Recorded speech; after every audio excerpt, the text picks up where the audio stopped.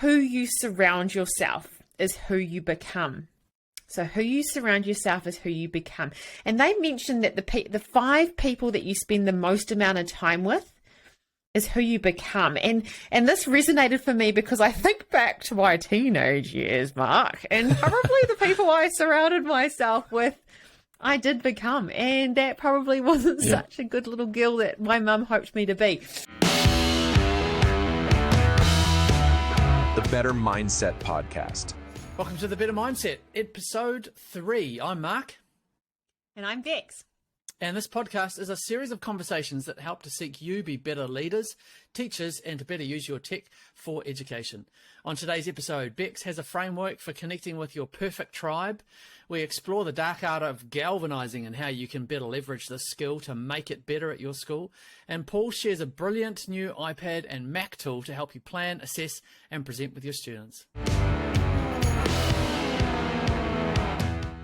All right, making waves. You've got one for us today, Bex. I do. Now, this is one that resonated. I listened to it on a podcast the other day, and I was thinking, actually, this is something that I really want to share with all our people too. And it's around who you surround yourself is who you become. So who you surround yourself is who you become.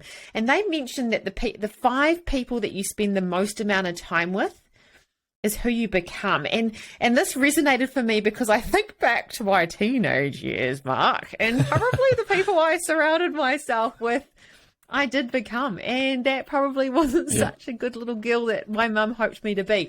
And so I started thinking about over my time who I've surrounded myself with and where I've got in my career. And in my life, I guess, and it really resonated with me. Is that something you can relate to? Yeah, absolutely. Like I had some amazing, I guess, role models as friends, you know, growing up. So through my late teens and early adult life, I was really blessed actually with some incredible people. But you know, there were times when you're hanging out with people, you realize actually, no, this isn't the type of person that, you know, like I connect with or resonate with. But there's a saying that I remember from my teens: if you want to soar with the eagles, don't hang out with turkeys. I love it. That's a good one. So this is something that I'm really thinking about in 2023, and this is a really neat framework to really keep in mind when you're deciding who the best people to spend time with are. So cool, hit me. So the acronym is WATCH, WATCH. So W is when you're surrounding yourself with the same with people, you tend to adopt the same words. We adapt. We even mimic word patterns that you're around. So if you think about it, like I've noticed this with my daughter starting at intermediate, and all of a sudden she's saying all these words. I'm like, where have they come from? And then when she has all her friends here, I can see they're all saying these same words. So think about the kinds of words you're saying, and that might even be the type of language as well. You know, like I tend to use really slang type words when I'm with, like, you know, my friends that are, we just chill and that kind of thing. But when I'm obviously with people at work, I try and sound really intelligent and use bigger words and the same sort of thing, because we're all using big words or acronyms. So W is words, so we adapt with the words. So this is kind of keeping in mind how you adapt to people. A is action. So we do the same thing. So eating, exercise, drinking. So for example, I was talking about this with one of my best friends yesterday and talking, because she loves hearing about this kind of stuff as well. And we were saying, her and I, we can have a drink together, but we also meet at the gym every day. And we always know, like, if we're going out for lunch, I know that it'll be something that's healthy because that's how we are together. And that's the kind of people that we want to be around each other. And then, you know, like if you think of back when I was flatting, like I never really used to have like McDonald's and all that kind of stuff, but my flatmates did, and so I used to eat McDonald's all the time. So you kind of just adapt to the people that you're around. So thinking about those kind of actions, so choosing the people that have actions that relate to what you want, how you want to be. T is thoughts. So we mirror thinking, and we think the same way about ourselves as others think about us. So you don't want to be around people that are constantly trying to one-up you. You don't want to be around people that that maybe, make you don't feel, and I've definitely been in this situation before. They don't make you feel how you want to be felt. You surround yourself with people who think that you're awesome and that you're going to do well in your life, and they're like cheerleaders, right? Yeah, so that's thoughts. So, and that might even be, it may even be spiritual thoughts. It may even be, bigger thoughts as well. So surrounding yourself people that align with the way you want to think.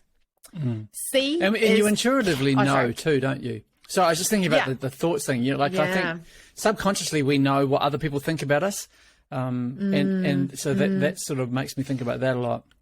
But then how we think about other people, that is very difficult to kind of cover up and things. So it does sort of make me reflect on the kinds of things that I'm projecting and influencing others with. So that's some food for thought there.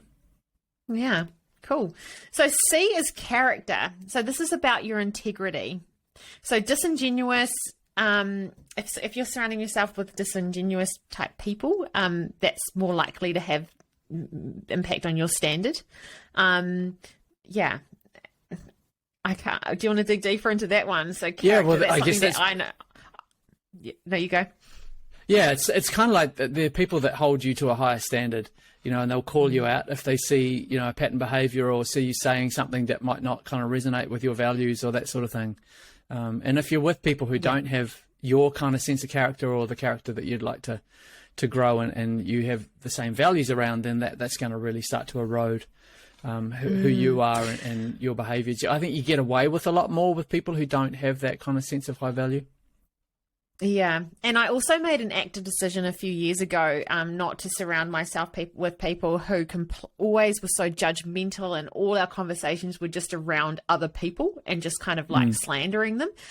And it never made me feel good. And I made a really active decision to sort of take myself out of being around those people more often. So that's the character that I didn't agree with. I didn't want to be the person that was just bringing people down. Like that just didn't feel good. So cool. And the last one is habits, and that's something that we've spoken about before. So you kind of adopt other people's habits as well. So same routines and habits that surround us. And when I was talked about habits in the last Making Waves, those people help you keep accountable as well. And I'm going to go back to my friend again. Like this morning, heck no, did I want to wake up. I'm so tired, and I didn't want to get up for the gym. But I knew that my habit was, my accountability partner is my friend Kylie. And so she was there, and I knew she'd be there. And so that was, surrounding myself with someone who's got similar habits or want to achieve things, goals like I do. And it worked, and it was great, and I had a great time. Surrounding yourself by people who are going to enable the habits that you want to have in your life. Yeah, and I think, looking at the start of a new school year, or if it's the start of a new semester in the classroom space, I remember when I was a classroom, I would deliberately try and hang out a lot more with those classroom teachers, colleagues that I knew had the kind of teaching style that I really admired, or they just had a, maybe there was something that they exhibited that wasn't a strength of mine. I remember I taught next to a teacher once, and I just learnt so much from her about how she related to the kids and how much she built that relationship with them. And, she really saw them as little people, which it wasn't part of my kind of paradigm or mindset and how I saw things. And so I remember making a lot of conscious decisions to try and hang out with her as much as possible because she was so incredible. And then in the leadership space too, we often think about wanting to be mentored by other leaders or hang out with other leaders in a structured way, but just getting in the same room, going to visit their school, if you know that there's a certain leader that's going to be at some event or something, just trying to do as much as you can to kind of be there, just sort of tag around and get to know them or, connect with them in some way. I think we think that these types of things happen by accident, but I think you can actually be a little bit more intentional about seeking out the type of leaders that you want to be like and become. I think you can be a little bit more thoughtful about that, can't you? And that's why I really like professional learning groups like our Certified Leader program, because you're around people who are driven and motivated and excited and want to be in the same space as you. And that just it just empowers you to be the same kind of person. So I want to be doing that, because look how much joy they get, and that kind of thing. So our Certified Leader program is really good for that. So that's the framework. So W, words; A, actions; T, thoughts; C, character; H, habits. Have a think about the people that you want to surround yourself with in 2023 to achieve those goals. All right, guest on the show for this episode is Julia. Julia is our marketing lead, and that's a very important role on the team. And we're super excited to have this conversation with you around galvanizing, because we know that that's one of your strengths and it's definitely one of your superpowers. So do you want to tell us about what marketing lead means, the types of things that you're doing in a company? What's your role with us? Yeah, absolutely. Well, first of all, thanks for having me. Super excited to be here. Feel very honored to be first guest. That's pretty cool. And yeah, so a little bit of background, studied marketing at university, went straight into some marketing at local government level, then switched into a digital marketing agency, did some stuff, just wrangling 30 businesses at a time, and working with them around their marketing and digital advertising, which was great. And then came across to using technology better, and started out as a one-man band. It was just myself. There was no team at that point, but very quickly realized if we were going to do what we wanted to do, and serve the education industry the way we wanted to, we needed a team to do it. So slowly we started onboarding some team members in marketing. I've got 5 now that I work closely with in the marketing team, and it's been quite the ride. So yeah, it definitely has been a ride, and it's been one of those things that the numbers in our company are just continuing to grow, and with that growth comes some real challenges. And one of the things that I think Bex, we've seen as a real importance for how the team works together as it grows is this whole concept of working genius. And I'll just explain that for listeners who may not have come across that working model before, because really that links to the main thing that I want to quiz you about is find out a lot more about galvanizing and the role that can play in our schools. But working genius is a series of 6 different geniuses that everybody has at least 2 of. And the model from Patrick Lencioni talks about how there are things that we are naturally gifted at, we have the ability to do and give us energy and joy, and we're just, really effective in those geniuses. It also talks about 2 frustrations, which we won't go into. But we know that one of your superpowers or your geniuses are galvanizing, and that's something that I've definitely seen in the way that you operate and the way that you work with the team, not only within the marketing team, but across the team. And so I'm super excited to find out some of the tips and skills that you've sort of learned along the way, and the things about it that really can make a difference when we're working in teams. So could you just tell us, from a marketing, you're coming at it from a marketing perspective, obviously in our company, but people listening are working in schools, they're either in leadership or they're teaching. Yeah. What would be the importance for them in their context to be able to galvanize? And you could maybe even just explain a little bit about what that is. Yeah, absolutely. Well, slight backstory for you. So in that period that I just talked about before, I did take a year to go and do my diploma of education. And I did my in business studies, because I loved business and I wanted to teach around that. So business, commerce, and geography. When I came out, I did my practical, 5 weeks in the school and another 5 weeks later. I quickly realized that my passion was definitely in marketing, and that the classroom, wasn't going to be an area that I could succeed in. So, so knowing that, I did get to spend time in a school, and also just with the galvanizing, for me, I thought about this a lot over the last few weeks when you first asked me about coming on the show. And for me, I think it goes right back to being even a young kid. My heart was always around including people and making people felt like they were welcomed and on board. And so I think, going into youth leadership, as a young lass around 13, 14, 15, around that age. I was responsible for the games. I was responsible for G'ing everyone up. It was just obvious. It was just such an obvious part of who I was and how I enjoyed being around people. And then coming into a team of one to begin with, like it was really just myself.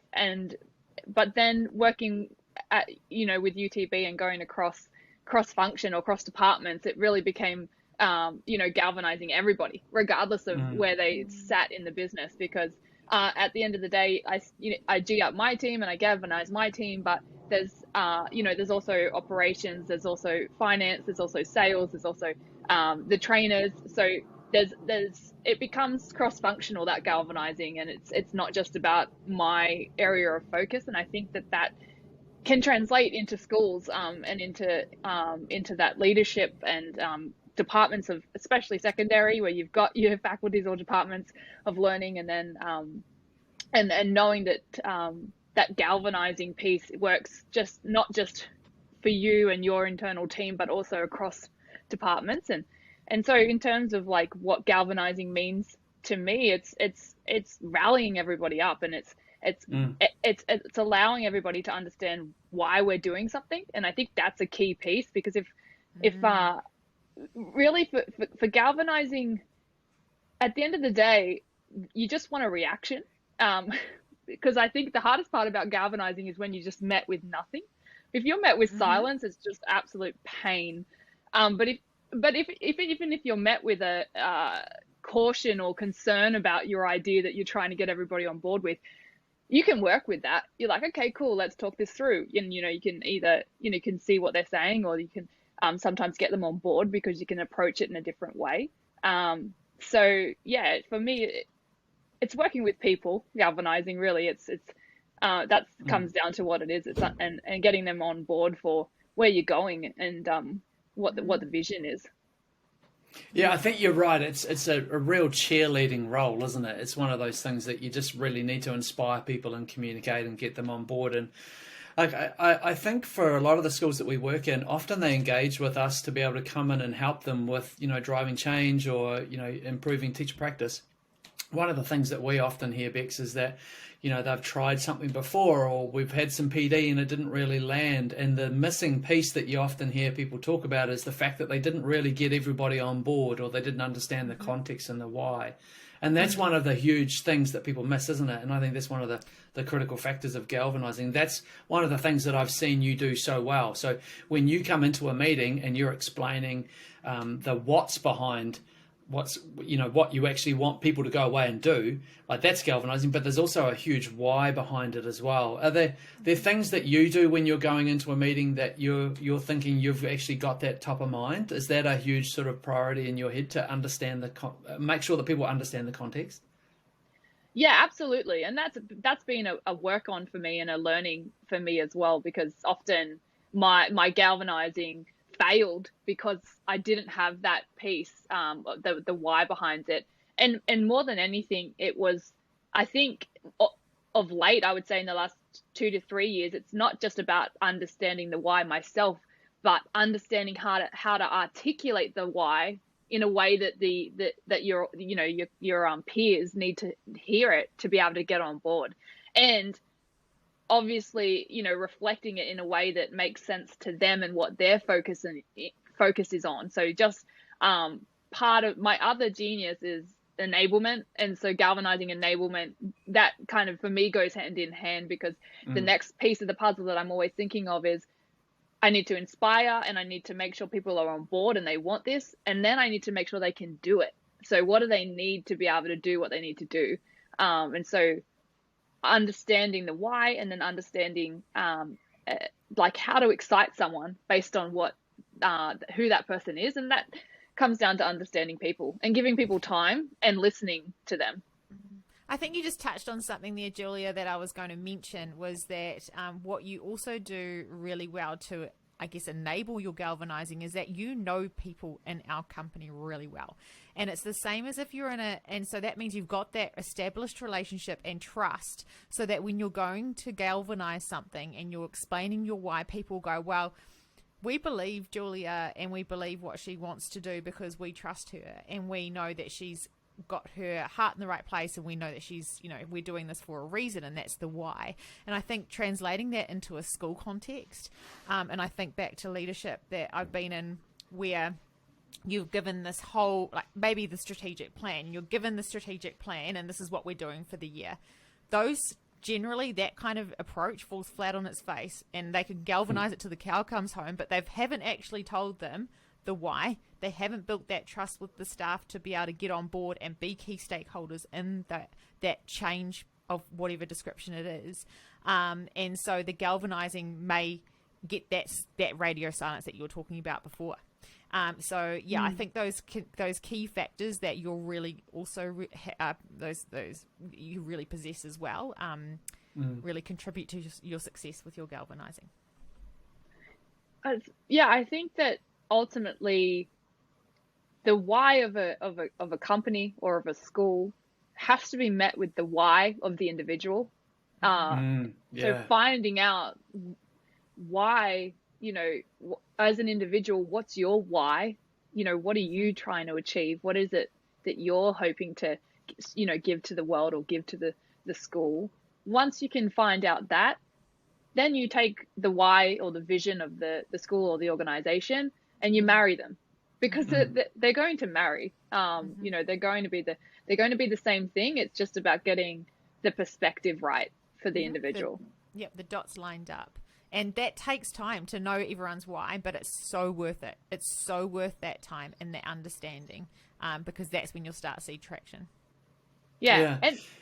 And some people, some of my conversations, like you said, it takes time because sometimes they don't know their why yet, or they're feeling lost on their why. And so having that conversation allows them to start digging deep into why am I doing this? What is it, that's driving me? And then that directly relates to our coaching, Mark, doesn't it? The growth coaching. Oh, 100%. Yeah. Yeah, when I was a youth worker, before I became a teacher, I remember my director saying to me, because there was something that I didn't do. I've often talked about this when we talk about, the why and the whole reason for needing a vision around something. But he said to me, Mark, I've worked out pretty quickly that you're the kind of person that won't just won't do something unless you understand the why behind it. That was the first time I'd ever heard of the importance of why. I don't know if Simon Sinek was even around in those days, because we're talking mid-90s here, for those of you who want to age me. But that's so important, because what you're saying, the fact that everybody's got a different why is so true. Because for me, like, I know in our company there are some people who are driven by numbers. They're chasing, and for some teachers that may be about achievement. They may be somebody who really loves to see student achievement and numbers rise. I'm a little bit different than that. I'm not so much data driven. I'm much more about impact and emotion, and what drove me in the classroom when I was a teacher was the fact that the kids would leave happy at the end of the day. Now, obviously, I didn't get that right. But if a leader was to come to me and say, hey, we're doing this because we're going to see X amount of improvement in maths, I'm like, you've lost me. And so that's really big. Are there situations where you've realized that you've hit the mark with people and you haven't because of that difference?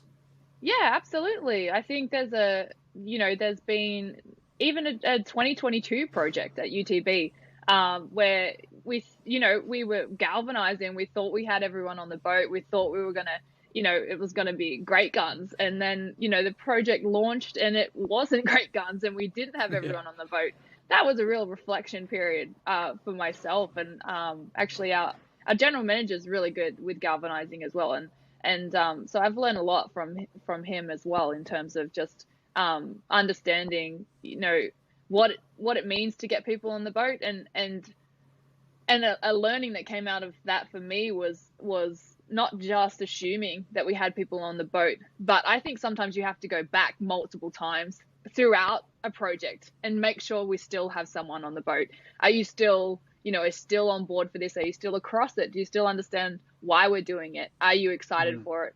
I think the hardest thing in galvanizing, and this would be true in any industry, is there are some people where they're not high or like high emotion, or they're not animated. Whereas usually galvanizers are quite animated, and we're quite, like our face is up and down, and we're very like all over the show when it comes to animation. And some people aren't. And so as you're galvanizing, sometimes I think I'm not getting anything from someone because they're just giving me nothing, no reaction, no, like, yeah, that sounds awesome. Or like, even if I got a no, hell no, like at least I can work with that. Like I was sort of saying before. So I think that there's definitely been experiences lately where you are galvanizing, but we've missed it, or I've missed it. And I think the takeaway that I learned for that was just to make sure that check-in was happening more regular. And actually you need everyone on the boat. This is the thing, because even just having one person not on the boat, that one person actually has more impact than, if you had 10 people. If one was off, they have more impact on the other 9 that are potentially on the boat or trying to be on the boat. Because the minute that one person can seed any doubt into a vision or into a goal, it's very easy to, 1 foot off the boat. So that for me was a learning curve too. So you need to make sure you can get a team on the boat and really have the buy-in. So being aware, do you think, of where people are at and how bought in people are? Is that quite a critical skill? It is. It's individual conversations, because you won't get it in a group conversation. I think that's definitely rung true for me. We'd be on a group call and you think you've got everyone saying, okay, cool, we understand, we're on, yep, that's what's happening. And I imagine that would happen in staff rooms quite a bit. There's a vision or a message posted and in the staff room. And, in most cases, you walk away thinking you saw the nods. Yeah, I think we've got most people on, everyone's on board. We're going to do it. And I don't think unless you have individual conversations and not only ask them, if they're on board but ask them, what does it mean for them? Like, what is that vision in reality? Because if they can't articulate it, they probably haven't got it. Mm. Yeah, that's super cool. Great advice, and I think that's the sort of thing that comes naturally for some people, and is a little bit tricky to ascertain. Like there are some leaders, and I'm thinking of some leaders out there who maybe aren't so good at reading a room, or maybe they're not great at inspiring vision, or like not every leader is a great communicator effectively. Like there are other areas of strength that they have. What would you say to those people who know that galvanizing isn't their genius, or they've tried it and it's fallen flat and they need to improve it? What would you suggest to that person? Do they go and find somebody else to be able to do that part of the change process? Yeah, I think so. I think all of the geniuses, like, some of those competencies as well. But I do think that to really galvanize well, it has to be something you enjoy doing, and a lot of people don't enjoy it. They just don't want to have to rally people up, or they don't want to have to excite people, because it is an exhausting thing if it's not your genius. So I get energy from energizing other people. That's how I get my energy. Yeah. But I know people in the company that if they were to do that, they would be so drained by the end of it. So yeah, I think if you can identify someone on the team that can really understand what the vision is or what the strategic plan is, and then go off and meet with them, with the staff individually, and get to know them, and then galvanize them. If you have someone on the team that can do that, I would definitely recommend using their strength. Yeah, it's a saying that I heard a while ago. You as a leader, one of the best things that you can do is lead from your strength and team your weaknesses. So the things that you're not good at, you should be finding people who can gather around and support you in that, because that's how you're going to, be much more effective in that process. Well, I'm good to know today. We've got Paul, our resident APLS trainer, who's based on the sunny Sunshine Coast. Good to have you, Paul. You're going to tell us about Freeform today. Probably something that a lot of teachers don't know too much about, but it's something new. So looking forward to finding out about it. Yeah, so Mark, Freeform's just come out with iOS 16.2, so it's the latest one. And it's also available on Mac too, which you might not know, which is on Ventura 13.1. So you just need your device completely up to date for you to have access, and it will download automatically, Mark. Oh, wow. Awesome. So what I'm going to do, so what I'm going to do is I'll give you a quick demo. So let's jump into Freeform just on iPad. We'll give this a go.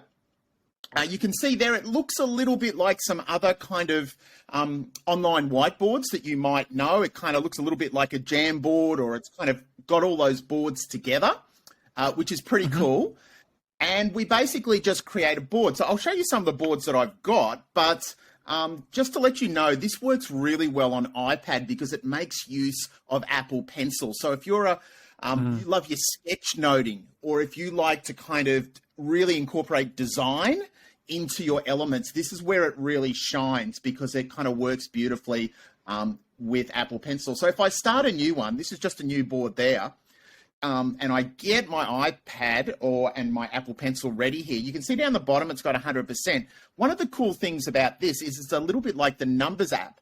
So if I just draw on, let me just draw here, Mark, with my pen, it's got that beautiful, let me make it a bit bigger so you can see. So when I'm sketching, it's got that beautiful infinite canvas that just goes on forever. So it's got that really lovely element that it'll keep expanding. So for teachers, let me go back because I've made a really big mess here. So if I'm a teacher and I'm doing some writing and I'm doing some, let's just say I'm doing some sketchnoting here, and I kind of are doing my brainstorming and my arrows, it can keep increasing as I go along. And so I've got that beautiful infinite canvas. Does that make sense? Oh, yeah. 100%. Which is really, that's so cool. Yep. And then you can start to bring in your multimedia, guys. So up the top here, you've got all your different elements. So I can actually bring in a scan, my photos, my videos. I might be doing some artwork that I can bring in my sketch here, which is really nice. And I can kind of position that. And this is new for Apple because what it actually is a collaborative area. So Apple haven't done this before, where I can actually share and bring in the different kind of elements with my sharing, and I can actually bring in other people and my students that are in kind of my Apple Classroom or my other accounts going forward, which is really, really nice. And so the multimedia up here is brilliant, guys. So we've got things like videos that we might actually kind of play in there. I might be working on a multimedia video with my kids in iMovie, and so I've got that beautiful kind of video element that plays directly in there as well, which is really nice. I've got my sketches, and I can even bring in some files. So if I've got some files that I'm working on, for example, say I've scanned or I'm using augmented reality on Apple, I can actually bring in those files into my one kind of online whiteboard, if you like, in regard to going forward, which is super nice, hey, in regard to doing that sketching. Oh, 100%. And I know that a lot of people will be listening to this, so they probably won't be seeing all the amazing stuff that you're doing on the screen. But that whole idea as a teacher of being able to construct a learning journey over a period of time, you know, like I remember when I was in the classroom teacher, I would have lots of scrapbooks and we'd have to turn the page and this is what we did yesterday and this is what we're going to do tomorrow. But this, you can really construct a whole platform because as you pinch in and out, the canvas just keeps getting bigger or smaller, and you can just structure everything, you know, like a whole term worth of an inquiry or a learning journey in one term, right? On one page, on one canvas. Absolutely, Mark. And I think where it really shines is Apple haven't done this kind of collaborative, having up to 15 people or students in the one kind of book and sketchnoting together. So for your project-based learning and your collaboration kind of opportunities in the classroom, that's where it's going to really shine, is that taking it from say a keynote, and I might actually just post in there my keynote and actually update that file within that kind of online whiteboard, and we can kind of work and write notes, give feedback. We've also, people can't see this, but we've got things like sticky notes at the top. We've got multimedia. We've got all sorts of files that we can bring into the one kind of area, which is super cool. And you also can't see this, but I've been playing with this, guys. It's always good to look at things from a different perspective. But one of the things that it's got that infinite canvas, but it's also got that beautiful zoom, Mark. So Bex and Mark, when you actually bring in an image, what I've done here is I've actually just pasted some little images inside, and look at the detail of that. It goes right up to 400%. So you can bring in those beautiful kind of, you know, the Zoom book. I'm not sure if you're aware, there's a beautiful book called Zoom, a picture book, where it goes within a picture, and it kind of zooms and creates different narratives. And so what we could do with this is have these little hidden visual stories within something, because you can zoom in and explore a picture or some artwork that you can't really do with other software. If you tried to do this with other, it would just pixelate, right? It'd actually look really blurry. But you can see there, the actual detail of the things that I'm pasting is really high and specific in detail, which is really nice. Yeah. Gosh, this is making, I'm just going, oh my gosh, you could do it for group collaboration. You could do it in, oh, my brain's going crazy with all the cool ideas you could do. That's a writing lesson there for you, all the group collaboration of different language and adjectives. And then I was thinking with the other option, it was thinking about maths collaboration and having a task and everyone being able to collaborate in a group situation, and having that right there in front of them and seeing others, because that's working from others, you know, ideas and perspectives is always a really neat way to teach. And gosh, what a great tool. This is awesome. And so, Bex, the other thing I was thinking about as I'm playing with it too is, you know, in Jamboard, you can create your own background. So you could have like a Blackline Masters or a graphic organizer as a background, and kids can post into sections. Now, it doesn't have change background in Freeform, but what you can do is lock the image. So I could bring in a little a positive, negative, interesting facts, or you know, some different graphic organizers. Just lock it, and then the kids could post into the different sections. And because you've got an infinite canvas, you could really jump into some different areas, Mark. So if you had your working genius, you could have all of them and have students posting what they think they are, and really expand out, almost like a flow chart, really kind of look at the journey, as you said, the journey of it, because it's so infinite. So it becomes a really good evidence capturing reflective tool, so that students can be capturing evidence of the mastery that they're working on, or the different phases of a project, and then they're able to share that. Because that makes me think that this could be a really good presentation tool too. You know, so instead of doing all of your mapping and your evidence collection and then having to create a keynote to go away and present, you could actually just present right from here, because you're pinching and zooming with two fingers and showing what you want to see on a screen. In real time, you could be standing at the front with this in a projector or a TV behind you. That would be a fantastic tool. And sometimes if you've got different Jamboards or slides, you kind of lose the last slide. So you lose that automatic, what the feedback was on that slide, because you're jumping onto a new one. With this, you could just have an arrow that goes into that next feedback. So it shows that journey without losing the screen and the that instant memory recall of what that last feedback was. I think that's really beneficial. It's almost like that old, do you remember Prezi, that old presentation mode that kept zooming into different elements? Yeah. It's the one that used to make me feel a little bit nauseous. Yeah, it's that without the nausea. Yeah. So it's kind of, I kind of like that. Yeah. Yeah. Yeah, that's so good. Well, thanks, Paul. So the key thing is to make sure that you've got your operating system, whether on a Mac or on an iPad, up to date. Make sure that that's the latest. So it's Ventura, and you said what was the other operating system? So Ventura 13.1, which has just come out in the last week, and iPad OS 16.2. And what it'll do is it'll download automatically, almost like your calendar or Apple Mail. It's kind of, it comes with it. Does that make sense? So you don't need to look for it on the stock apps. Yeah, which is cool. Fantastic.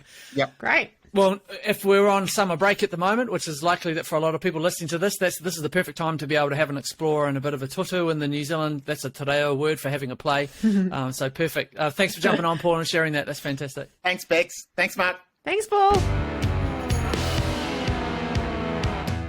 Well, that's a wrap on episode 3, Bex. Yeah, it was great to hear how galvanizing can really impact on both success of a project and company, but also enhance culture, something that we're all looking at working and enhancing at this time of year. Oh, Paul is such a whiz in Apple, and it's actually worth following him on Instagram if you're that way inclined. His handle is apps by Paul Hamilton. He's always got awesome stuff showing on there. And take this time to really think about who you want to surround yourself with this year to maximize your growth and success in 2023. Yeah, 100%. If you're after some links or resources that we've mentioned today, have a look in the show notes. We'll make a real effort to provide some links for you to be able to go deeper on some of the things that we've talked about today. So definitely check out the show notes for that, and make sure that you're subscribed. We're posting every week, or that's our aim, and we'd love to have you keep up with the episodes as they're coming out this year. If you know someone who'd get value with these episodes, we'd definitely be keen for you to share. Hit that share button and let them know as well, and spread the word. And lastly, if you have any questions or anything to share with us, email us at team@usingtechnologybetter.com. We'd love to hear from you. See you all next week. See ya.